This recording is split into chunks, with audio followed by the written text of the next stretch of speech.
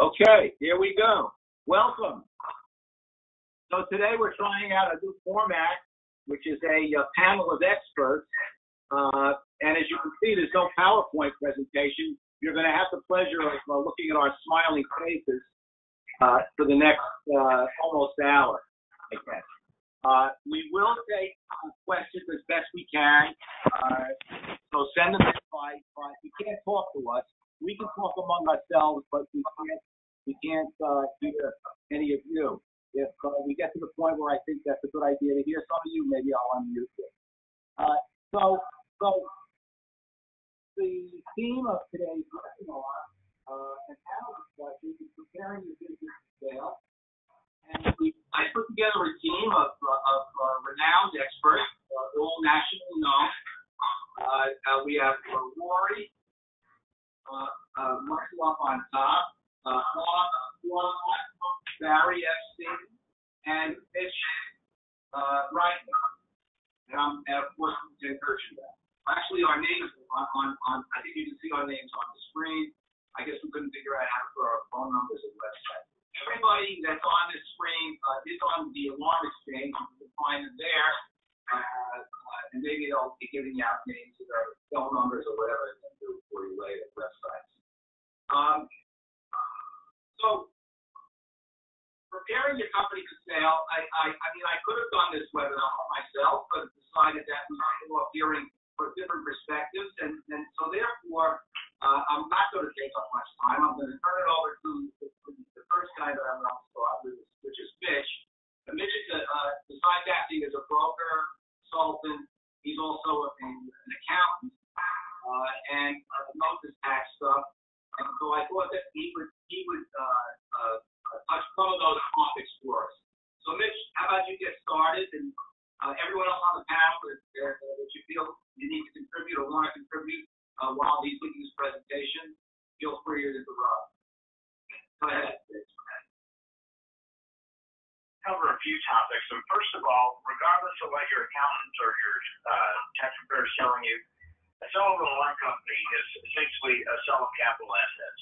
And the reason why is, even if you have very profitable installation and service departments, it's best to treat this as a sale of intangible assets. Now, one thing Ken and I tell you all the time is that you don't want to be a C corporation in this industry. The reason why is C corporations are taxed when they have income. So if they have normal income, it's taxed, and if they sell assets like alarm accounts, it's taxed. Then when the owners take the money out of the corporation, it's taxed again as a dividend. S corporations, certain LLCs, some partnerships, and other entities pay no tax at the entity level. Only the shareholders or owners pay tax. And so that's the way you want to have an entity in this business. When you sell the alarm company assets, the RMR assets, you only want to get taxed once. The only way that a C corporation can avoid this double taxation is to sell its stock. Now, buyers don't want to buy the stock, and the reason why is until 1993, buyers couldn't amortize the intangible assets. If you had an alarm company that was pretty much a pickup truck and a screwdriver with $30,000 of RMR, and you sold it for $1 million, the buyer had no way to put this on his books and amortize it. Section 197 in 1993 changed all that, and it clearly defined these alarm accounts as intangible assets that can be amortized. I have CPAs challenge me constantly. They say, we can't believe that these monitoring agreements are worth 30 to 45 times, and yes, they are. And I think everybody out there knows that. So the buyer can put them on their books, amortize them over 15 years, and that makes things much better for the buyer. And really, if you're a C corporation, if you're an S corporation, much better for the seller too. One reason we're talking about this now, and the reason why you need to consider tax aspects, is most sellers don't find out that they did things wrong until it's time to file their tax returns. The other nice thing about selling the assets to an S corporation is the sale of these assets is a capital gain. Capital gains are taxed at 15 and 20% depending on your income level, and that's much less than the normal tax rate for the ordinary income.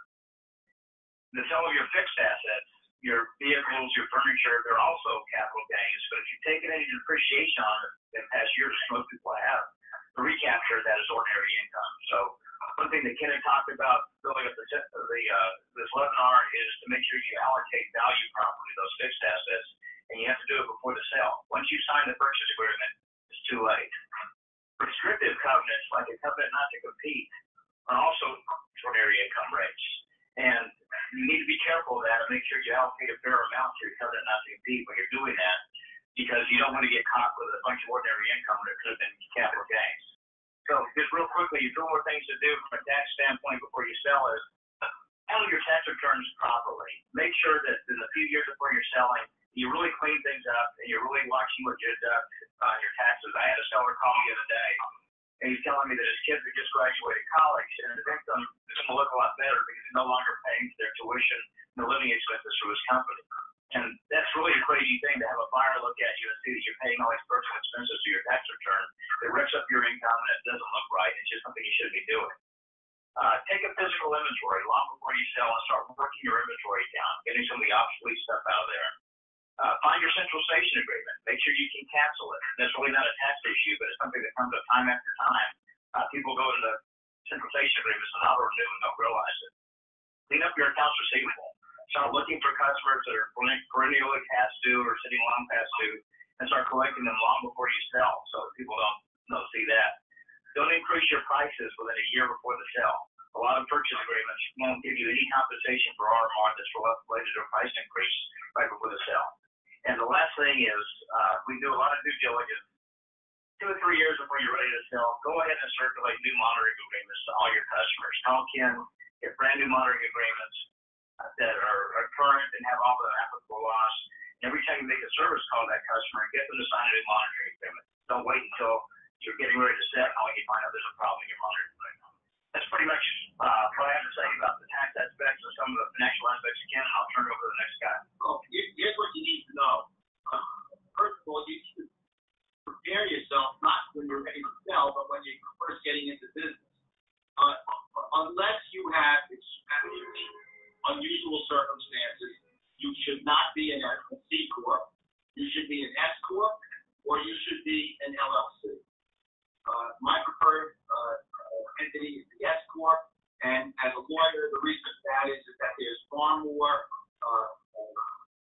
regulations and laws that have been applied to S corps. LLCs, despite the fact that they've been around a while, are still relatively new when compared to corporations. And so I know accountants prefer S corps, LLCs rather. I prefer the S corp, but S corp or LLC is fine. You should not be a C corp. If someone's recommending that to you, you really need to get a different advice, I think, or certainly more advice. Okay, I want to now turn over to Bob. And Bob has a consulting business and school in New Jersey, and I'm going to let him tell you a little bit about himself and touch on some of the issues that he thinks are important for a seller to consider when positioning himself for a sale. Bob, you're up. Well, thanks, Ken. And to pick up on some of the things that have already been said, that they're really very important.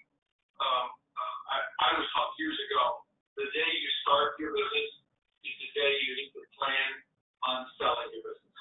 And by that, you need to be prepared. So all of the things that we're going to be talking about today, we need to be implementing as soon as possible. If not the day you start the business, as soon as we learn about them and understand the importance of them. But everything from having the right contracts. And again, if your contract hasn't been updated in the last 3 years, it's time to get updated contracts from Ken and get all of your customers on new contracts. There are so many things that you really want to be looking at in your business, but if you're going to wait until 2 years, 3 years before you want to sell, first of all, so many times we don't know when we want to sell. Life has unexpected events that all of a sudden turn things around. I've seen so many guys that are in a position where it's a fire sale, and they're just not ready. So why not avoid that and be perpetually ready?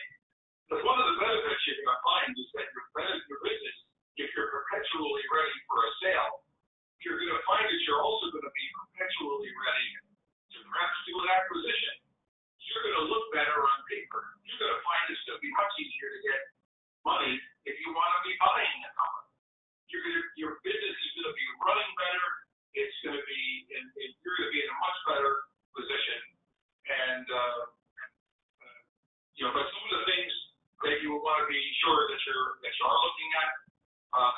talked about already is attrition. Attrition is a big issue, and a lot of people look at it a lot of different ways. Get some expert help in looking at attrition. Because if you're just going to look at how many customers you think you lost in the last year, you're really kind of missing the boat on what attrition really is. Bob, what's an acceptable attrition rate or customary in the industry? Do you know? I see a lot of companies that are in the 8 to 11% range. I see a few companies that run really tight ships and are down below 8. Some of the large players in the industry are up higher than that, or at the highest ends. It really can run the gamut. And not only does it mean that you're losing RMR on a regular basis, but a buyer's going to look at you differently. They're going to be wondering, well, how much of this RMR that I'm going to be buying is going to be around a year from now, 2 years from now?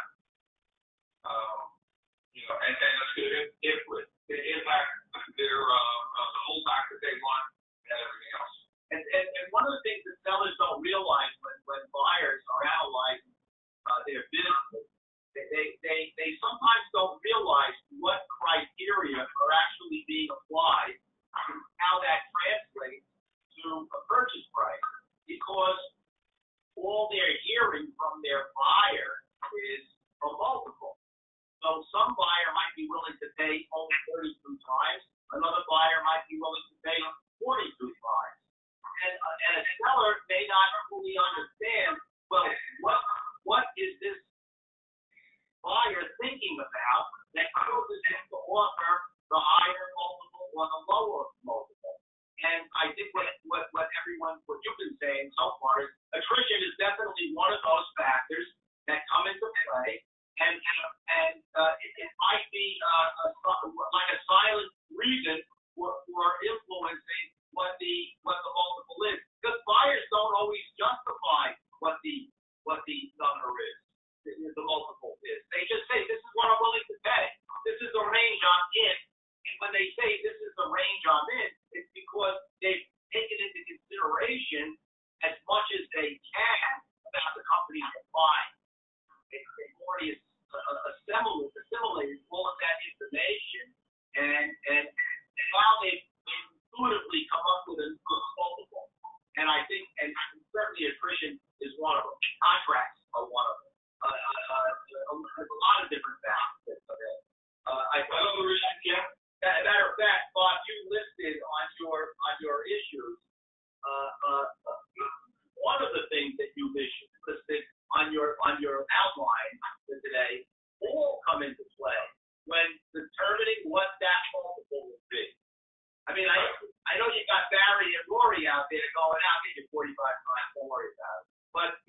But honestly, a buyer is going to consider, well, why don't you go over some of these other factors that are going to come into play? Another big issue is licensing. We might think that licensing is really, it's a no-brainer. We all have licenses to do security work. But I want to get you to think for a minute about another aspect of that. What do you do that does not fall within the scope of practice of our industry that you are doing that perhaps you do not have a proper license for? I see guys doing central vacuum systems. And I know in New Jersey, you need an electrical contractor's license to do that. Would that be a negative for somebody who's looking to buy and you've got a whole school of accounts and you do that on a regular basis and you get all this inventory of equipment that you're not licensed to do? Those and central vacuum is probably one of the simpler issues. I see so many companies that fall into that. Code compliance. Do you keep your employees trained on the latest codes? Are your systems fully compliant? And just because a code official was willing to sign off on it doesn't mean that your system was code compliant. You really need to know the code. And I'm sure Ken would agree with this. Attorneys are taught from a very early age in law school, never ask a question of a client on a witness stand that you don't already know the answer to. I see so many guys out there hoping that they pass the inspection, not looking at is their sound pressure level for their fire alarm system sufficient? Are they meeting the code requirements? And those could be really super big issues if down the road there's a lawsuit. So I bring up a lot of that with clients that I speak with. I help my clients identify processes and procedures that need to be documented so that we can do the same things right day in and day out. Process and procedures helps us with profitability because we repeat, we do the same thing. That's why you see some of the large companies in our industry with what we might call cookie cutter systems, because they can do the same thing every day. We have a technical question. I think I'll address it to Bill. Accounting question. If I sell accounts, which class are alarm accounts on 8594? I don't know if you can answer that, but that's the question. Which class? Yeah, I can't, Ken. The 8594 is a form that came about in this tax law in 1993, Section 197. It said you got to define the assets and what they fall into, and accounts are what they call Class 6 assets. Those are intangibles, and also included in that is Section 197 that says agreements with customers for future services, which is exactly what these accounts fall into. So if your accountant is questioning it or telling you it's ordinary income, tell them the Section 187 and their Class 6 assets. Here's an interesting question that deals with the attrition history. Is there a simple formula for figuring attrition rate? And if the account remains in place but is transferred to a new homeowner because of a sale of property, then I assume it doesn't count as a lost account. What do you want to comment on whether that would be a lost account or not, or how you what is attrition and what isn't?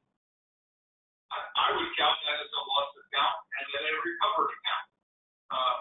There's a term called static pool attrition, and that's what we should really be looking at. I know a lot of guys look at net attrition, and if we talk about attrition in general, you got gross attrition, which is how many clients are we losing? What is our RMR that we're losing? That's our gross attrition. Looking at it from a customer quantity standpoint and a dollar standpoint. Then a lot of guys will subtract what they've been able to re-sign. New people moving into a facility, working out a deal with somebody, or reducing their RMR a little bit to help keep them on board. Those are resale opportunities, and it costs money to do that. And so you really can't look at that as the same way as you would anything else. Static pool attrition is where we take the number of accounts, the dollar revenue that we have on the day one of the year, and on the last day of the year, we take a look at do we still have all of those? How many have we lost? What dollars have we lost? And that would be your static pool attrition. Everything else winds up being a new sale. Okay, let me heat this webinar up a little bit by picking on our brokers here. So let me tell you when this becomes important. The issue of attrition, usually after the initial evaluation of a business and have your multiple and everything else, then we move toward a contract, an asset purchase agreement, the APA. Now, there's three brokers on here. Bob, I don't think you do brokering, but you got Rory and Barry and Mitch, and they'll all broker.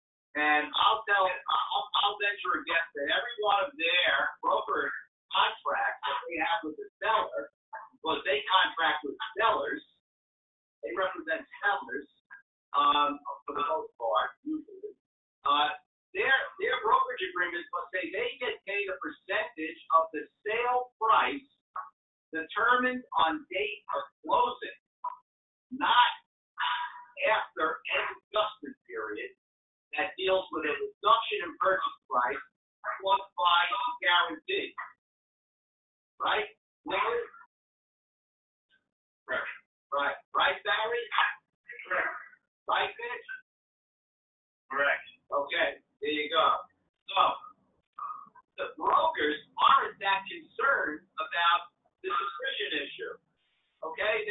their deal, and they get, then there's a closing, and they get their commission. So here's where it becomes important. And when you talk about a formula or a pool or however you describe it, Bob, here's what really matters. The contract of sale is going to provide for this holdback, this guarantee. Well, the holdback is really the guarantee, collateral really, for the guarantee that's being offered by the seller. The seller's going to guarantee that the accounts are still going to be there 6 months or a year or 18 months, whatever the deal is, that revenue will still be there at the end of that guarantee period. And to the extent that it's not there, the buyer can reduce the purchase price by either not paying the balance of the holdback or reducing the holdback amount, retaining some of it, paying some of it over. And in some circumstances, if you don't have, if your deal isn't maybe what it should be, the holdback is only the beginning of your exposure because you might be exposed to more than just the holdback if the accretion rate hits a number which is above what that holdback is. In other words, you could be guaranteed the whole company at that point. But what constitutes attrition? Another way of describing it is what constitutes a lost account. So there could be a lot of different ways to interpret it. Contract is going to describe it where it should. So if a new owner comes in to a location where you had a former subscriber and takes over the account, is that going to be a lost account or is that going to be a substitute account? Contract will determine that. If a homeowner leaves breaches because they move and the buyer ends up getting that customer at the new location, does that constitute a lost account? So what actually constitutes attrition is going to be defined in the agreement. It should be. When it's going to be a charge against the seller, when it's not going to be charged against the seller. And that's an important issue to be dealt with at the time that the contract is entered into. Okay, so that deals with what a lost account. And we want to make sure that in the letter of intent that we have a holdback period and also a cap limit holder. Okay. We need a cap again, and I'm finding that holdbacks can be negotiated. The term, more so not the term, the amount, or no holdback. I've been with several of your clients most recently that have called me, and you represent them as well. We had a couple deals with no holdback. If the company's strong enough and has a good attrition, has good contracts, and one of the reasons why I received no holdback is because they had a great contract in place in low attrition. So there is deals out there using the right broker. You can, if you have something to sell, you have good contracts, low attrition, you could actually almost mitigate that holdback with the right. I just want to clear one thing. I want to clear up some terminology. What you're not really talking about the holdback. What you're really talking about is the guarantee. The holdback is not. The holdback is simply some money that's being held back. You could have a holdback even if you have no guarantee of accounts. Why would you have that? Well, there might be some issue of outstanding claims or the potential of outstanding claims, and a seller, a buyer rather, wants some collateral set aside because he's not satisfied simply with a indemnification that's included in the asset purchase agreement or stock purchase agreement. So they want to hold back to that. So even if there's no guarantee of account, there could still be a reason for having a holdback. And there's a third section besides a whole straight holdback or a walkaway, and that's an attrition basket along the way. If you take the first scenario, a lot of these deals are 90% down, 10% holdback, and if you have 10% attrition, then you don't need a holdback. On the walkaway deals, you get whatever you negotiate all up front, and there's no back. The middle ground is you can often get a nutrition basket, especially in a competitive market, which is what we're in right now, where you can get it at 5% or sometimes equal to 1 year's attrition, and to where, for example, if you have 10% attrition and you have a 5% holdback, you don't get charged on the first 5% in that 12 months. You start getting charged after the 5%. Okay, wait. First of all, now you're mixing terms again. So what you really need, what you're really trying to say is that a buyer or a seller can negotiate a deal where even if there's a guarantee, they're going to get a pass on a certain level of lost accounts. Maybe the first 5% of the lost accounts they would be charged back. That's the guarantee. The holdback is the collateral for the guarantee. All right? Yes, there are some deals with this basket idea. Unfortunately, I found that most of those deals, Barry, the terminology and language in the guarantee and holdback are so convoluted, it's almost impossible to figure out how to apply the calculation when the time comes. All right? So it's actually pretty easy. If a guy has 10% attrition and you have a 5% attrition basket, he gets half of his holdback back. Yeah. And so you risk from 5 to 15% instead of from 0 to 10%. I know, but almost everyone I have that has attrition basket gets a great percentage of their holdback back. That part of the deal is easy, but too often I see there's a concentration or focus on this basket idea without really defining what's attrition, when is it not considered attrition, when is it not considered a lost account, how do we deal with lost accounts. I can tell you what does a seller need to be careful about. I'll tell you right now. And now I'm not talking as a transactional lawyer. Now I'm talking as a litigation lawyer. You need to have detailed notice requirements, communication requirements in that contract. When is a seller entitled to know that an account has canceled, or when a buyer wants to cancel the account, a terminated account? How often should notification be? Should it be at the end of the year, or should it be monthly? Should it be every 15 days? Why does the seller want to know if an account's canceled?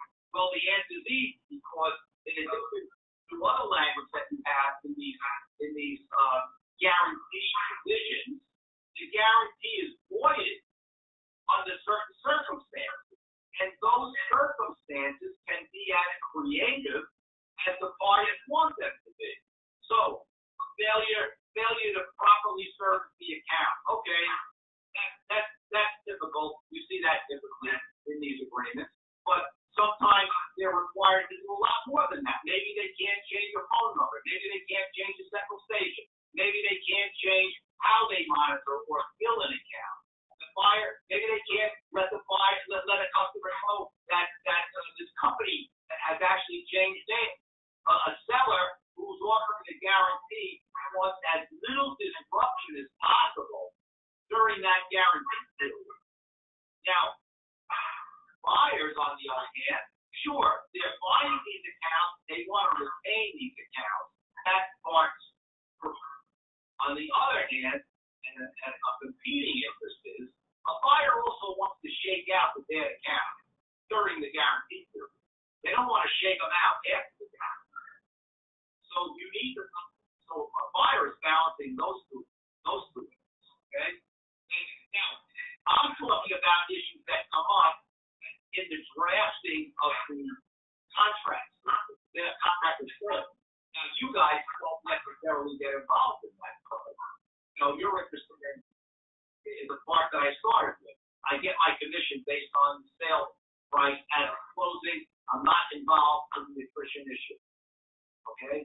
So it's not something that a broker would necessarily focus on, but it's something that a seller of accounts or a buyer needs to understand that is an essential part of the asset purchase agreement or a stock sale, any agreement to sell the accounts. And before I move on, I had a client yesterday, one with evaluation, and this is an issue that comes up all the time. An alarm company is not RMR, mostly monitoring RMR, some service RMR, but a whole bunch of non-recurring repair, service, or inspection revenue, and just could not understand why can't I get paid for that? Why are you valuing my business strictly based on the RMR multiple? Okay, my answer to him was, and now I'm going to ask you guys what you think about it, is look, I'll consider your non-recurring revenue, but it's going to be expressed in the multiple that's going to be paid for your contract RMR business.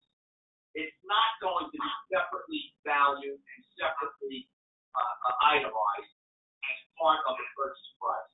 I'm not going to give you $1 million for your a multiple of 40 times, and which comes to $1 million on the and then say, okay, and because of your repair service or inspection service, I'm going to give you another $300,000. That's not the way it's going to look on the contract. It's going to look that, okay, I like your service business. I think it's going to help you grow. I'm going to offer you 41 times, not 40 times. Rory, before you, what do you think about that? Yeah, that's one way of skinning the cat. You can do it that way. You know, by adding some extra multiple for the test and the spec, the revenue that's coming in, or any other service revenue. Again, the way to get valuation is get a Ken Kirschenbaum contract that I do get valuation when it's contracted to service revenue. I'm getting anywhere from 18 to 25 times. Sometimes it's even treated equally as to the monitoring. Right. So, right. But Barry, I know you're big on EBITDA. You love throwing that term around. So why don't you tell us that doesn't necessarily mean anything when it comes to the RMR model, right? Right. So with regard to the service contract, the test, inspection, and maintenance, it depends on your gross margin, and you need to figure that out the seller needs to figure that out, or we let them figure it out. There are many times when the service, the test inspect breaks even, well then you're not going to get the same multiple. We're in the middle of a deal now where the test inspect has 40% gross margin. When you have that, they're going to get the same 40 whatever plus multiple on the transaction because they made those pieces profit. But it's not recurring, or it is recurring. If it's contracted, it's recurring. Yes. The buyers these days are not paying on the service. Generally, they're not paying on the service. It is not contracted. It just comes up as they call, but they're paying on the service, maintenance, and test inspect that is contracted. And that's mainly because they can borrow. So that's what I said. You need to have the recurring revenue under contract. Otherwise, you're not going to get paid for it. Mitch, you have that experience too? I agree with you for about 95% of the industry, and I do valuations for other reasons. When people are getting divorced, partners having disputes, estate issues, bosses, things like that. And every once in a while, you run into in this industry. A good example is a company I valued a few months ago. They had $25 million of revenue, but only $30,000 of RMR because they'll go out and do $150,000 installation, sign a contract for $60 or $70 a month of RMR. So they're really not an RMR company. Altogether, they had about $30,000 of RMR. So you figure the cash flow from that. That's about $250,000 a year, but their EBITDA was over $4 million. And so you back out the EBITDA from that's coming from the RMR, then you value the remaining, the residual EBITDA that's coming from the installation. But again, that's 3 or 4% of the industry. The rest of the time is exactly what Ken says. You find out what's contracted. If they have a lot of profitable installations and they have a profitable service department, it gets into the higher range of where that RMR multiple is going to be. They may be at 40 or 41 instead of 36 or 37. The other reason why you have to have this stuff contracted is all the buyers out there, all the major buyers have bank loans, and they're financed by the security industry lenders. The lenders won't lend against this revenue if it's not contracted. So if you have an inspection that you do for $600 a year, they're not going to lend against that. If you turn that inspection into contracted inspection revenue for $50 a month, the bank will lend against that. And so the buyer can borrow against that and use that to pay you. That gets you a better RMR value for your company. Anyone else want to comment on that? I concur. It's got to be contracted, but they can borrow against it. They can give you value for it. Do you think that things have changed in any way over the years? Because we now see, first of all, now there are banks that will lend money to alarm companies, whereas when Barry was still in high school, there weren't any banks that would lend to alarm companies. Okay, and added to that, we now have all these MBAs running around town with money behind them, other people's money behind them, buying up these companies. These people understand EBITDA. These people understand finance. They don't necessarily understand the alarm industry, but they understand numbers and finance. Okay? Are they changing the way companies can be sold and are sold? What do you guys think? So yeah, what you're referring to is the searchers. These are backed by search funds, and they're generally guys in their 30s that are looking to get the American dream. So they're backed by these search funds, and they come along, and they have 2 years to go find a business, mostly in the recurring revenue industry. Some are in landscaping, a lot are in alarms, they're in doctors, back offices, etc. And their job is to go in and buy the company, grow it for 5 to 7 years, and as they do so, their equity increases, and then flip it. They do look at things like free cash flow. They look at adjusted EBITDA. They look at a lot of things that are different. They may quote you still in recurring revenue, but they look at it differently. So you just got to be aware of what their mindsets are and what their backers are valuing it, so you can express the value of the seller in your terms. So Rory, I think we're going to turn this over to you now, and you have a bunch of tips that you'd like to recommend sellers. We're running short on time. We're pretty busy, okay? But thank you for having me join your webinar here. Appreciate it. We have time for your words of wisdom, so let's go. Russell Acquisition Funding Services. You might have seen my inserts out in the trade magazines of me. Okay, this one here, this one here. So anyways, I work with all the brokers here at various times of my career, and I can recommend all of them. You should deal with, first of all, if you're going to sell your securities, you deal with a industry broker. It will give you a little bit of credibility when you talk to buyers. Buyers prefer working with somebody that understands the industry, not only your broker, but also your attorney. And I recommend he's highly knowledgeable about the business. To bring in your own attorney, obviously, you can bring them in, but you do need an industry attorney. You do need an industry broker. And Barry, I recommend that we all work together and invest. Anyways, a few tips that you can use to get your company moving forward. Obviously, contracts, we've talked about it. I don't think I need to talk more about that, but a good contract, a signed contract before the sale. Before you go to the sale, you might want to go through your file documents and make sure they're all opened by you and the client, your customer. Succession plan, I'm finding this to be a big issue lately. We got a lot of people who are retiring right now in the industry. And quite a few of these ladies and gentlemen, have infrastructure as far as help, management team, as son, daughter, important. When you go to sell, to have somebody there other than yourself, because the buyer is going to be looking for somebody other than you to run the business or help with the business. Event if something happens to you, or sickness, health reasons that you could not be there as long as you might. They like to have typically, like say, a transition period. Especially in the larger transactions, account purchase, not so much, but when you get into a large transaction, security, fire, integration company, you need a management team in place. So succession plan is very important. Be aware of market industry trends. Obviously, right now, you want to make sure you're up with the latest and greatest. You want to be selling smart home technology. You want to get Internet of Things. I think very important. Today is doing and monitoring, keeping an alarm system in the home by cell phone, smartphone. Make sure you're up on the latest technology. Be selling that latest kit. Unique selling point. I'm dealing with 3 of Ken's clients. They're my clients. I found them on my own. Blended. Ken did not give them to me, but I just sold a large one in Florida. Unique selling point, very important. One in Florida. It was a huge sale. One of the unique, they own the market. They own, I think, all the accounts are within 15, 20 miles, 15 miles of the office. So it's a very concentrated 10,000 account sale, and the buyer really liked it. They had a good contract, blah, blah, blah. The unique selling point, good contracts, low attrition, own the market. So what is your unique selling point when you sell your business? Do you have one? A good broker can find one for you. I mean, I've got another one I work with, Ken. It's, that owns a resort area. That owns, has high-end clients. Your broker's job is to articulate that to the qualified buyer. Very important. It has something that's unique about you that your broker can go and bring it to market with a qualified buyer and get you the maximum amount of dollars, put the maximum amount of money in the pocket. All right, next thing I got here we can talk about. We can talk about what type of investments. Like Mitch talked about S corp. What they're saying, selling it as what's the best sale? Is it a stock deal or an exit deal? That depends on a lot of buyers. So keep that in mind. The buyers typically would like to see some are looking.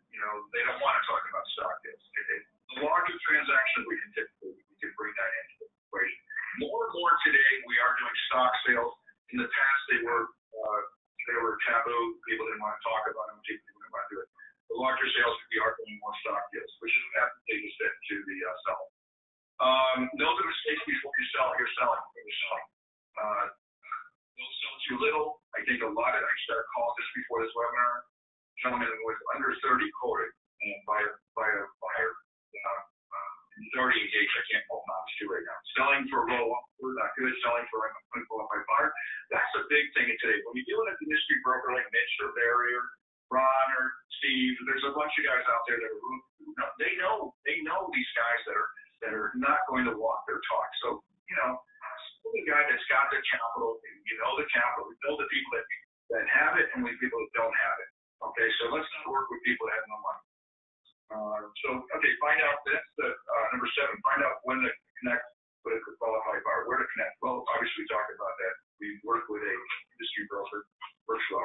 We know who to talk to. And have a lot of it. Another thing you want to think about is whether you're ready to sell or not. Probably it's good to talk to us guys as brokers prior to selling. Gives us some time to tweak you, makes you sure you're prepared for the sale. Don't call the last minute and say, I got to sell, and you got all kinds of issues you got to deal with. It will bring down the value. Number 10, I work with experienced brokers. So I think I'm pretty quick here. Okay. Let me ask an issue we were presented with a question. I gave it to Mitch to think about. And not every alarm company owner plan is to sell to some third party. A lot of them want to transition to family. Some want to transition to employees. And so we're not dealing with a sales situation. We're dealing with a transition. And the transition has to take a number of things into account. One, tax consequences on transferring the ownership. 2, control. The owner of the company may not be prepared to give up control, even though he's going to give up the ownership interest. And I think I surprise some clients sometimes when a lot of them call me up and they'll go, I want to give away, or I want to sell 49%. I want to hold 51%. And I go, why? God, so I want to control the corporation or the business. And I said to him, well, would it surprise you that you can keep 1% and I can still arrange for you to control it? I mean, by contract, you can control the entity just as easily as if you had 99%. So we got a question from a company that's been around a long time, and the father said he wants to transition the business to his sons, and what's the best way to do that? This particular question didn't give us an idea of what the value of the business was, so that would be difficult. I can tell you that under current estate tax laws, you can have an estate of about almost $12 million at this point before you have to pay an estate tax. So if you have an alarm company and along with your home and other assets, all your assets are under that $12 million number, and if your wife and you both are the owners, they can talk about $24 million, you can simply die with your business and leave it to your children, and there'll be no tax consequence on the sale of that, a transition of that to your heirs. You can gift it during your life and apply the same tax credits. But Mitch, you had the idea of thinking someone should form a trust and start transferring their interest into a trust, right? You mentioned that. Correct. And one reason why, Ken, is that we're throwing around these numbers, the $24 million estate exemption, but when I started practicing accounting back in 1981, that number was closer to 500,000. And it's a right target for somebody for Congress to say, hey, we're tired of seeing these family businesses not get taxed, so we're going to start dropping that level and drop it quickly. Once you put it into the trust, the value is set, and it's in the trust, and it's outside of the probate court, and it's outside of inheritance tax. That's more of a legal issue, but from the accounting side, if you think your business is worth a substantial amount of money, put it into the trust now, have a lawyer form a trust for you. You can still control the trust. And then when you pass away, you decide you don't want to work anymore or whatever, whoever you decide would be the beneficiary to the trust can then own the company through the trust and completely avoid the inheritance tax issue. Well, wait a minute. First of all, if you own 100% of your business and you want to start transitioning it to your children, you do have two choices, I would say. One is you can form a trust and you can start transferring shares of the company into the trust. But you can't really control the trust because in order to avoid estate tax, you need to have an irrevocable trust. And in order for it to be irrevocable, you get irrevocable means just that, you can't take it back. It's a permanent transfer, and two, you cannot be in control of that trust. You have to give up your control to a trustee who will then serve. Now, you can have a relationship with the trustee, obviously, and influence them, but no, you are not controlling it. The alternative to a trust would be to simply start transferring interest to your children, and if you want to maintain control, you have in place agreements that keep you in control. In other words, everyone agrees that all stock will be voted to engage you as a director. All directors will be voting to engage you as the president. You're going to be you're in charge of this or that. Stockholders are not permitted to take other actions that would be detrimental to your control of the business. By the way, you would have to have that same safeguard even if you had trust in place, because a trust, either transferring it to a trust or transferring it directly to your children, is almost the same thing. The only difference is that it's going to a trustee in the trust instead of the children. But you're still giving up the ownership of it, right? So I might want to consider that. You brokers that are huge amounts of money that need your own trust, you got to give them a call to set that up. Will do. Okay, Barry. All right, thank you, Ken. Thanks, Ken, for having me. I'm Barry Epstein of Vertex Capital. Our company represents sellers throughout the life safety industry, so we represent alarm companies, guard companies, fire companies, fire sprinkler companies, and integrators that we sell throughout the industry.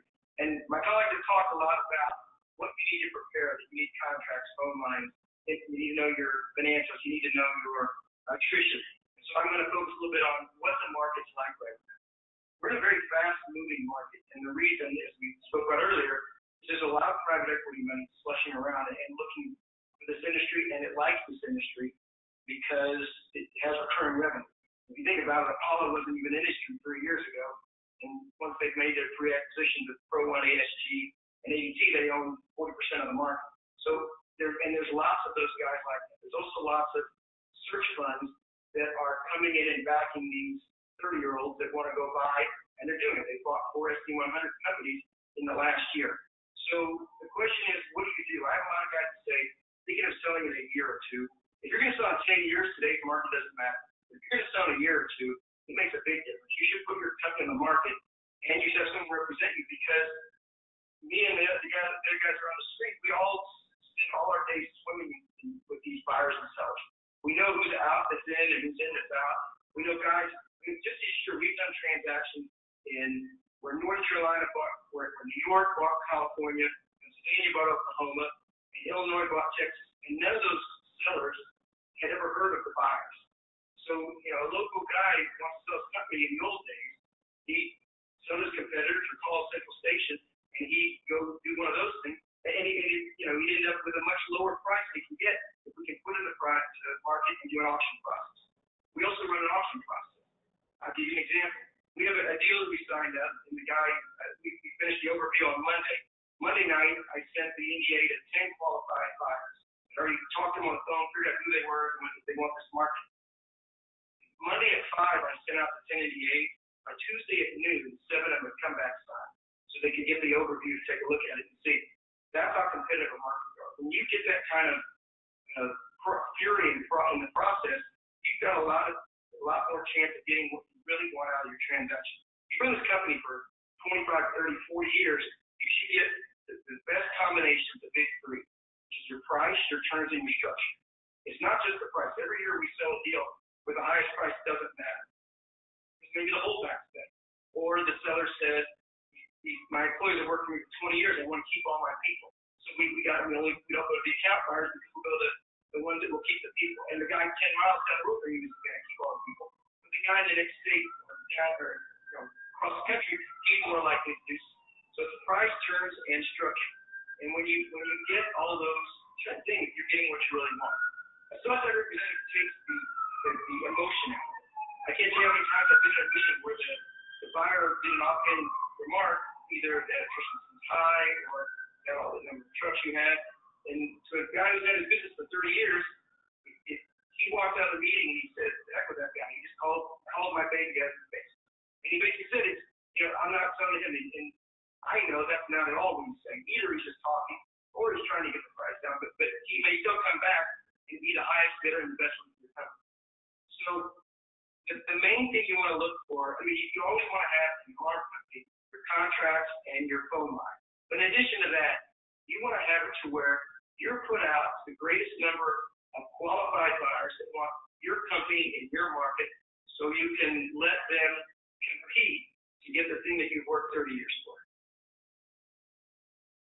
Okay, thank you. Anyone have any other comments? Last comment? Okay, the last thing I'd like to say is no time like the present. You might not be thinking about selling today, maybe you are, but regardless of where you are from starting your business to wanting to sell, be prepared. Get with with somebody who can help you line up everything in your business, run it better. You'll not only be rewarded when you do go to sell it, but you'll be more profitable in the interim. Okay, I want to just let everybody know. If you're in New Jersey, you need to be calling Bob, and you need to be taking his classes. New Jersey has continuing ed, right? That is right. So you need to take classes in order to get your license. New Jersey is complicated with licensing.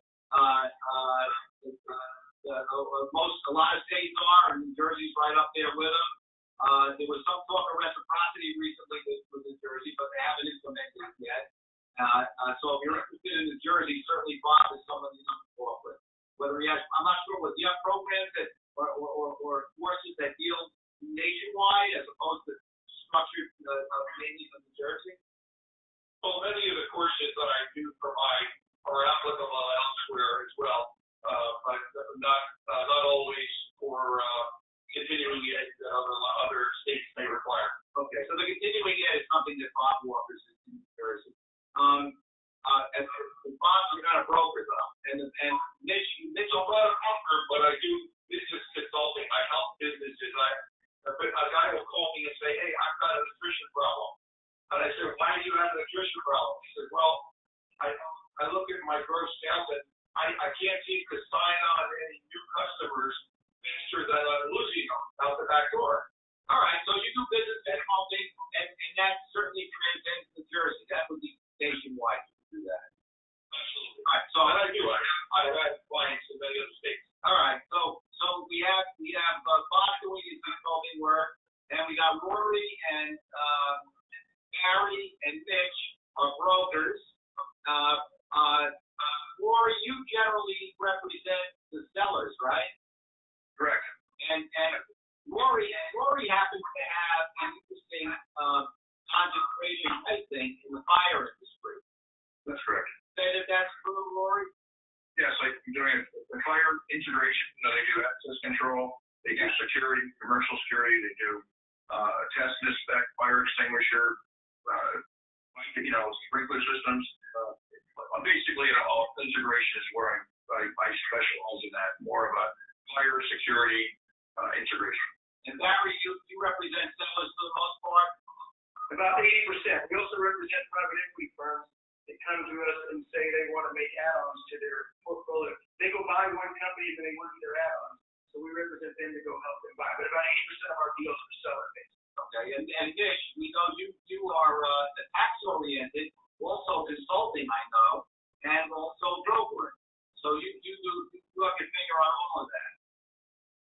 And you're based out of Texas, but like Rory and Barry, you have a nationwide footprint. Yes, national. Yes. So correct. And for taxes also, Ken, we can handle taxes in all 50 states. Yeah. Okay. And so I want to let everyone know that all four of these guys can be found on the Alarm Exchange, which I'm sure everyone's familiar with. The broker or the business consultant category. And if you need their services, certainly check them out and give them a call and let them know that I referred you. They won't even call to thank me, let alone a referral fee, but that's okay. I want to thank them all for taking their time to participate today, lending their expertise. They all have very, very busy schedules, and they all have a lot of information for you. I'm sure that each of them would also welcome a call from you if you have any follow-up questions that you think they would be able to answer. Please give them a call and call them directly. You don't have to go through me. Please don't. And that's it. So if nobody else has anything else to say, I want to thank everyone for joining us. We had a great audience and we had a great presentation. And yes, we are recording it and we're going to make it available. My wife has figured out how to do that. I don't know how, but there'll be a link in the newsletter. If not tomorrow, in a day or so, and we'll make this available to everybody. Okay, so thanks everybody, and have a good day. Thanks a lot.